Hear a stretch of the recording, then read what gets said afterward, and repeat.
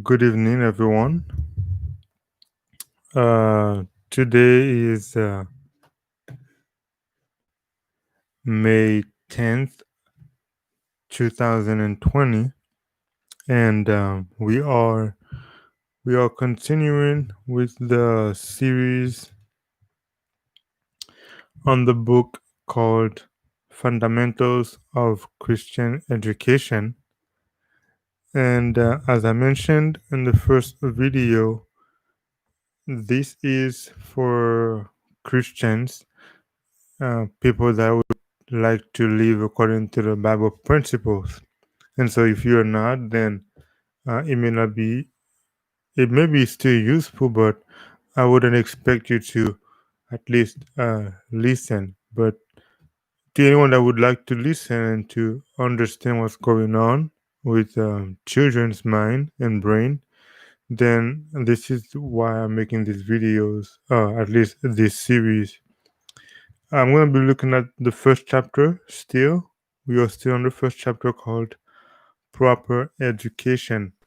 And just a quick review for those that did not see the first video. In the last video, I made the first presentation.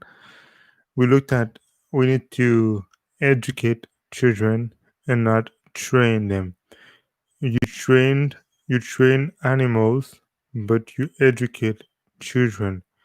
And so if you make yourself to be the mind, the will, and conscience of your children, they may appear on the surface, they may appear to follow the guideline, but they are not actually following the guideline or the principles out of love, but out of fear. And so the day they leave the home, either to go to college or they start working and they move out, then uh, the end result is 90% of the time the wrong result that you would hope for them. And so today we are continuing um, with the chapter, and there is a subtitle called "Close Close Confinement at School." And so this is something now we're gonna turn to the schooling system, and it begins to say the system of education carried out for generations back has been destructive to health and even life itself. Many young children have passed 5 hours each day in schoolrooms not properly ventilated nor sufficiently large for the healthful accommodation of the scholars. And of course, that was written back in the 1800s, and so now it's much bigger. Uh, And I think the one of the issues that may actually happen nowadays is when you are in a AC room, you're not. We can take it today. Many people they go to class, of course, and the class have AC and heating system, and then when they have to go to another class, what happens is they spend most of their days in a closed or confined room, class, cafeteria, library, labs, and they rarely go out to to breathe fresh air. And so even though it's not to the same degree as back in the 1800s, still we don't spend as much time in the open field, open air as we should. And so, if she continues, the air of such rooms soon becomes poison to the lungs that inhale it. Little children whose limbs and muscles are not strong and whose brains are undeveloped have been kept confined indoors to their injury. Many have but a slight hold on life to begin with. Confinement in schoolroom in school from day to day makes them nervous and diseased. Their bodies are dwarfed because of the exhaust condition of the nervous system. And if the lamp of life goes out, the parents and teachers do not consider that they had any direct influence in quenching the vital spark. When standing by the graves of their children, the afflicted parents look upon their bereavement as a special dispensation of providence or God, when by inexcusable ignorance their own course has destroyed the lives of their children.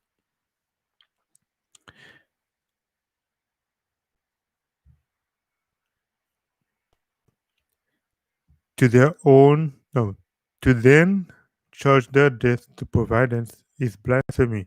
So in a sense, to blame God for the death of children is blasphemy. And God wanted the little ones to live and be disciplined, that they might have beautiful characters and glorify Him in this world and praise Him in the better world. But of course, most of these children, um, even those that grow to maturity,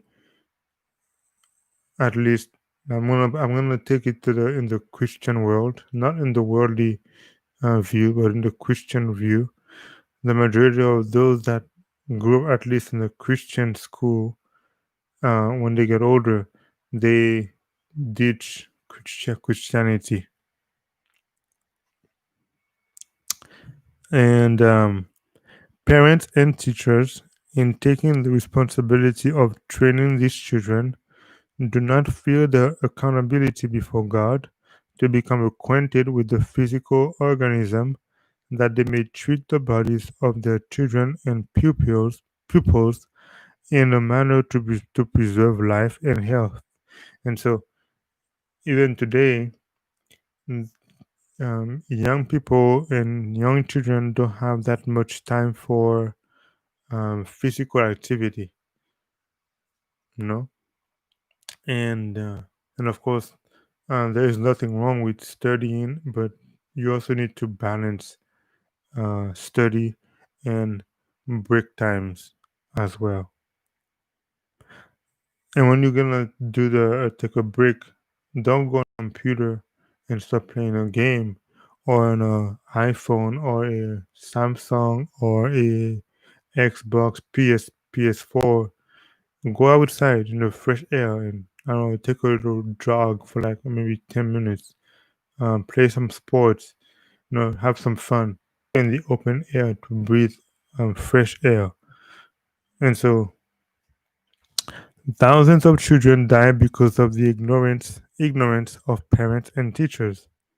Mothers mothers will spend hours over needless work upon their own dresses and those of their children to fit them for display, and would then plead that they cannot find time to read up and obtain the information necessary to take care of the health of their children.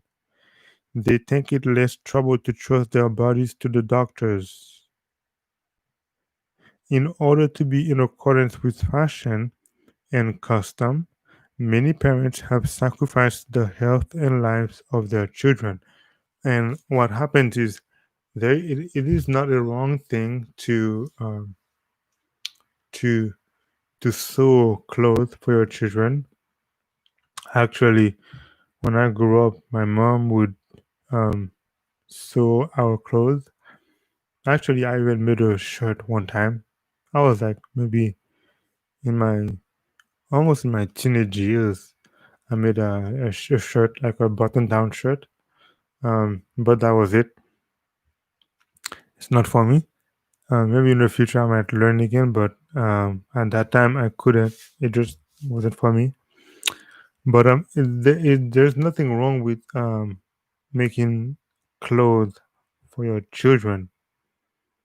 But uh, if you're gonna choose between making clothing and lose your health, then it's better to keep your health and not make clothes because, um, like he says, parents, what they do is they think it is less trouble to trust their bodies to the doctors, and meaning if you get sick, the doctor is going to heal you. Actually, if you know if you actually know what's going on, most doctors are not here to heal you, um, because they don't really know how to heal the body. When they go to school, they learn to prescribe drugs and medicine. That's about it. Um, and so, and now, of course, not all doctors, but the majority of them don't know about nutrition, how to heal the body. And so, you cannot always trust your bodies to the doctors, basically. And of course, there are some cases where you need a doctor when certain things happen. But in most of the cases, uh, you could live a life where you don't get sick, actually, and so at least to a very long period of time. So to become acquainted with the wonderful human organism, the bones, muscles, stomach, liver, bowels, heart, and pores of the skin, and to understand the dependence of one organ upon another for the healthful action of all, is a study in which most mothers take no interest. And so many parents, not just mothers, many parents, fathers and mothers, they don't take any interest into the living organism of their children. mm. And so they don't know how to treat certain disease. And of course, there are things that you should know how to treat in your children, and there are other things that you have no idea. I think actually, when I grew up, as I was growing up, I really went to I really went to the doctor. Uh, any kind of disease I had, there was a way to actually cure it.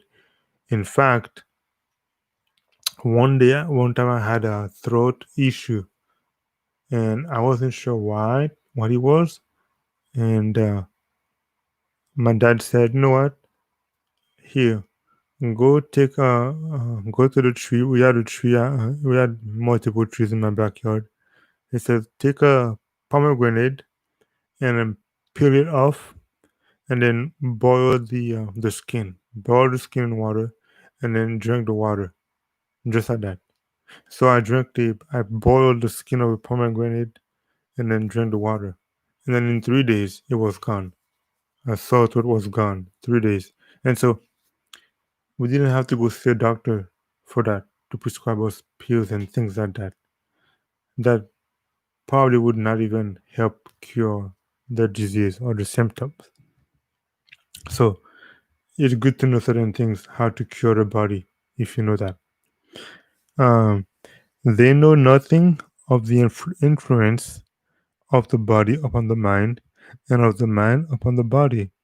The mind, which allies finite to the infinite, they do not seem to understand.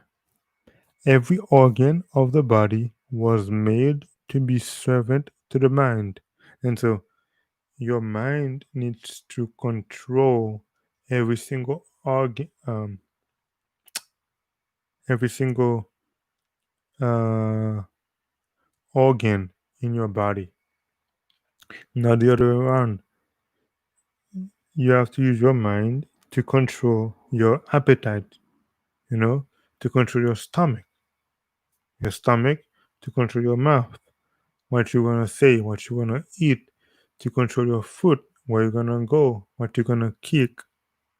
You can either kick a soccer ball or you can kick somebody. So you have to let your mind control your body. The mind is the capital of the body. Children are allowed to eat flesh meat, spices, butter, cheese, pork, rich pastry, and condiments generally. And no, um, in this case, talk about food. It's not that it's bad to eat some of these, but when you actually pork is a. I'm gonna talk about pork by itself. There's nothing wrong with eating flesh meat or flesh or meat, butter, cheese, and things like that. It's not that it's bad to eat those things, but is your brain, is your mind controlling how much you eat? You know. But when it comes to pork, at least as a Seventh Day Adventist Bible believing Christian, the reason why we don't eat pork is because of the that God said it was an unclean animal.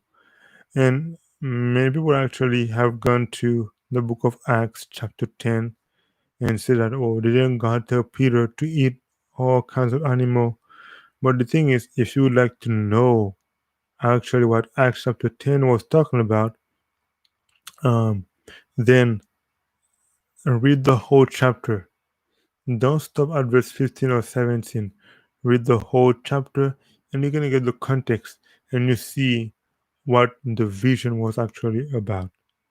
And so they are also allowed to eat irregularly and between meals of unhealthful food. And so what happens is this: um, now medicine is coming into recognizing that.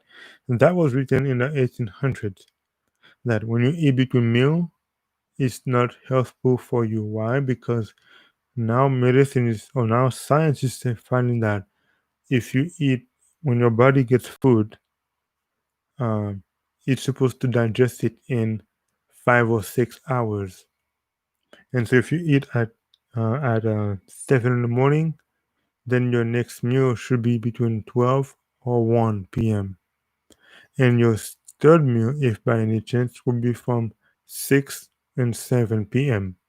And so, but if you eat between meals, like I said, you eat at 7, then you eat at 10, then you eat your lunch, then you eat at 3, then you eat at 6, your body is not resting. It's still working day in and day out. And if you eat flesh meat or flesh food, meaning of meat, either whatever meat you like, you eat. If you eat any meat, it takes about 72 hours for your stomach to fully digest meat. And so, if you eat meat every day, then your stomach is working every day. And that's the sad reality. Most people um, don't get to understand that part. At least they don't want to understand that part because they like eating meat. These things do their work of deranging the stomach, exciting the nerves to unnatural action, and feebling the intellect. Parents do not realize that they are sowing the seed which will bring forth disease and death. Many children have been ruined for life by urging the intellect and neglecting to strengthen the physical powers. Many have died in childhood because of the course pursued by injudicious parents and school teachers in forcing their young intellects by flattery or fear when they were too young to see the inside of a schoolroom. And so the apparently the ideal age to see the inside of a room is, I guess, 7 years old. Um, Apparently the child should be with the parent or with the mother. So remember that back in those days, it was the father working and the mother at home, and so it refers to the mother, but now it's different. So it can refer to either whoever is working, whoever is staying at home, their dad, stay home dad, their stay home mom, even today, and so either one. But what I found out was that the child should stay at least at most 7 years old until brought into school. I don't know what the science is yet for that, but that's from her writing as well. I think she mentioned that during those times, the parents were supposed to educate them so they know right from wrong before entering school, and so maybe that's the reason why too. Continue on. Their minds have been taxed with lessons when they should not have been called out, but kept back until the physical constitution was strong enough to endure mental effort. Small children should be left as free as lambs to run out of doors, to be free and happy, and should be allowed the most favorable opportunities to lay the foundation for sound constitutions. As I mentioned earlier, um, children should stay, according to her writings, I think it's in either in Adventist home or child's guidance. Uh, they should stay with their parents for at least for at most 7 years. In those 7 years, they learn from the books of nature. You know, um, and with a clear understanding of what is right and wrong, which is what they called sound constitution or sound moral character. And so that was supposed to be the Christian way. And yes, this series is called the Christian way. And so that's how it was supposed to be. But of course, people don't always follow the principles and things go in a different way. Parents should be the only teachers. Okay, I guess you mentioned it here too. Parents should be the only teachers of their children until they have reached 8 or 10 years of age. And I don't know if that is still pertinent today. Mm. And I think actually, it's actually true. Parents actually um, can be the only teachers of their children until 10 or 8. Why?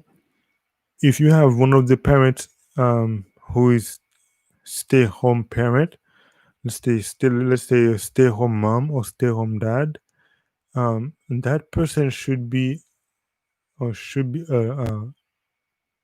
taking the responsibility of teaching the his or her children. Um, even if they had school, they could be homeschooled until 10 years old. And I actually know if, somebody from my church, actually the pastor of my church and his wife, their oldest daughter just went to academy when she was 16.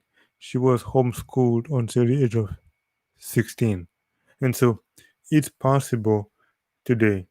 And so if you want to make it work, you can make it work. But there is a possibility.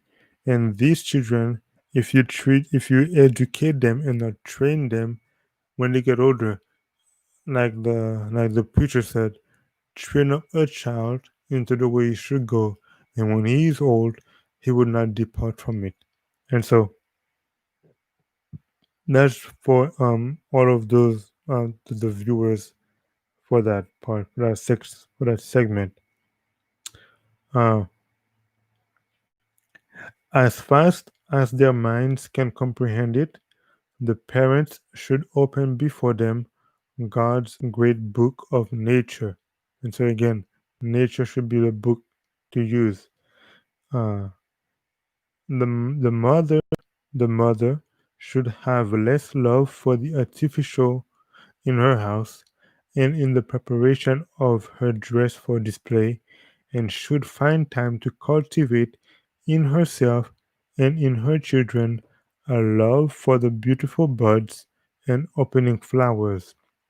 By calling the attention of her children to their different colors and variety of forms, she can make them acquainted with God, who made all the beautiful things which attract and delight them. She can lead their minds up to their Creator, and awaken in their young hearts a love for their Heavenly Father, who has manifested so great love for them. And so what happens is that uh, when you raise your children, you get to control what they learn. Um, when I say control, not as you are controlling them, but in a way that if you want your child to grow up with reverence, fear, and love for God, then you're not gonna send them to school uh, at least to a non-Christian school. Even Christian school today have kind of departed from the principles of the Bible. But the idea is when you raise them and they are being homeschooled by you, then you know what you know what values you have, and what value the Bible is to you, and you would like to see your children with that same value when they get older, then you want to keep them into your home as much as possible. That way, when they go out, assuming that you had educated them in the fear of God, when they go out, they will reflect that same character that um, have been imbued or imparted to them from the Bible. And so when they get out, they will more likely look for people that have the same trait of character. They will not be speaking words that are cutting edge. They will not be going places that are not according to God's principle. They will not be eating things that are not biblically sound. And so all of these play in the life and the character of the children you are raising, assuming you are a Christian or you would like to have that Christian mindset. Now, uh, moving on, she can lead their minds up to their Creator and awaken in their young hearts a love for their Heavenly Father, who has manifested so great love for them. Parents can associate God with all His works, all His created works. The only schoolroom for children from 8 to 10 years of age should be in the open air, amid the opening flowers and nature's beautiful scenery. And their only textbooks should be the treasures of nature. These lessons, imprinted upon the minds of young children amid the pleasant, attractive scenes of nature, will not soon be forgotten. And so, there's if you want your children to remember something, they will remember something most likely if they start learning it from youth, from childhood. And so, when they get older, and actually, it works both ways. If you look at a parent who, let's say, you're driving on the road and with your child, and somebody and you're on the highway and somebody cuts before in front of you um, without notice, then you get angry and then you go on the side and you make sure you yell at the person or you did some bad gesture to that person. Your child that sees your reaction, if he grows up with that mentality of when people do something like that to you, you do that kind of reaction. When that child gets older, guess what? He's gonna have that same reaction. And actually, not just when you get older or when she gets older, even at a young age, your child will start mimicking, uh, emulating that reaction. It will start doing the same thing. And if your reaction is to be belligerent, then your child will start to be belligerent. If your reaction is to vilify somebody, then your child will also have that vilifying uh, mentality. And so, or if you're gonna have that reaction of, okay, Lord, forgive that person for what he has done, your child will also have that same reaction of, okay, Lord, forgive that person for that. And so, whether you do it the good or bad way, your child will follow up into that same pattern that you have taught them most of the time. Now, in order for your children and youth to have health, cheerfulness, cheerfulness, vivacity, and well developed muscles and brains, they should be much in the open air and have well regulated employment and amusement. Excuse me. Children and youth who are kept at school and confined to books cannot have sound physical constitutions.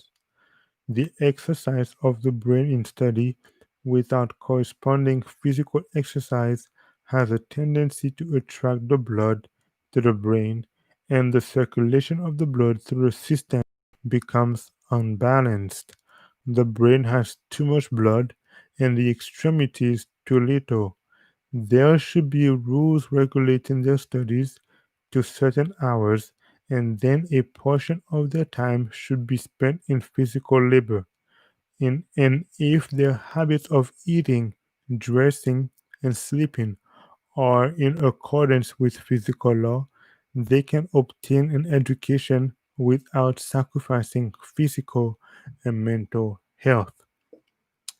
And so, what do we just see right now is it's the way the body works. Nature has law, and if you break the law, you pay the consequence. Um, for instance, if the Bible doesn't say thou shalt not smoke, but it does say if anyone destroys the temple, himself God will destroy. And of course, we know that if you smoke, it will destroy your body, which is a temple. That's in First Corinthians chapter 6, verse 19 and 20. And so when you smoke, it destroys your body. And what is that supposed to mean? Well, it means this. When you break the laws of nature, which means you should not be smoking because it's bad for you, then the consequence is you get lung cancer. If you drink alcohol, which is not supposed to be good for you, which is bad for you get the consequence liver cancer. And so if you're eating food that are unclean, that are not good for you, then you get what we call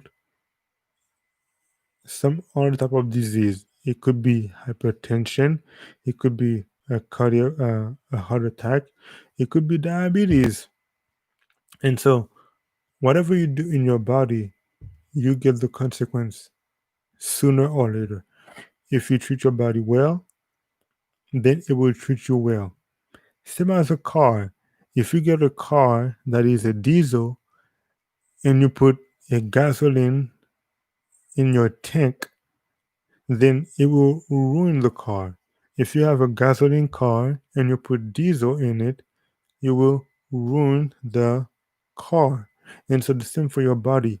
If you put what is not, if you put that which is not um, healthy in your body, it will ruin your body. As simple as this. And so today, what have we learned? Um, Close confinement at school. And I hope that we learn um, that the first place where we should be uh, educated is at home. And so parents, for the parents, it is imperative and it is crucial that that that you educate your children, because when you educate them up to a certain age, if you don't send them to school at 4 years old. Actually, I was 3 years old when I started kindergarten. If you and I don't know if my parents read the books, but if I have to have kid one day, I'm not gonna send them to school at 3 or 4 years old. I'm gonna keep them at home until a certain age and then send them to school later on. I'll send them to school, but it's gonna be at home. Either myself or my wife would be the one uh, teaching them. And of course, I said that if I get uh, married in the future, which I'm not looking forward to, but if that happens, then that would be the plan. And I would make sure that she knows that plan from the very start. And so that's that's it for today, friends. Today was May 10th, 2020, and we will see you again on Friday for the third part or third video on fundamentals of Christian education. And so, if if you didn't, if I don't, if you didn't see, if you didn't understand everything from today, you can always go back to the first video that I made on Monday, where you get to understand more what was I actually what I was actually talking about, and then you can understand what that part meant according to the first part. And so, as of today, we are done for today. We'll see you again on Friday. Um, I'll try to make it at 6:30 on Friday. And until then, if I don't see you Friday or if I don't see tomorrow at all, I hope to see you again when Jesus Christ comes the second time. Until then, bye for now.